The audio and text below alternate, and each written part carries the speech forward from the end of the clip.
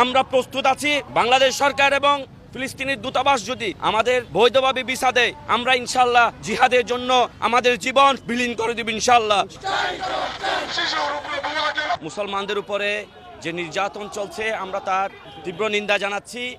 আমরা ফিলিস্তিনবাসীর পাশে সমবেদনা জানাচ্ছি। আমরা বাংলাদেশে লাখো মুজাহিদ প্রস্তুত আছি।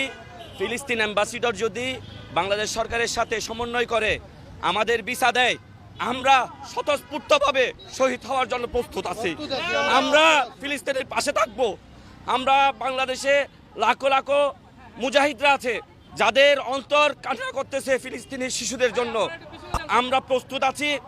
বাংলাদেশ সরকার এবং ফিলিস্তিনের দূতাবাস যদি আমাদের বৈধভাবে ভিসা দেয়, আমরা ইনশাআল্লাহ জিহাদের জন্য আমাদের জীবন বিলীন করে দেব ইনশাআল্লাহ।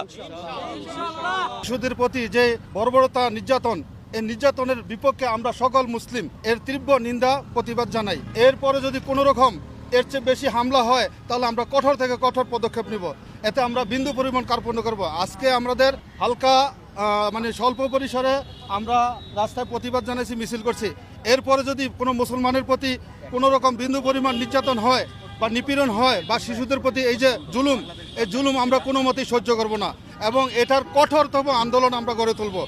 এর জন্য আমরা সকল মুসলিম, বিশ্বের সকল মুসলিমকে ঐক্যবদ্ধ হওয়ার জন্য আহ্বান জানাচ্ছি।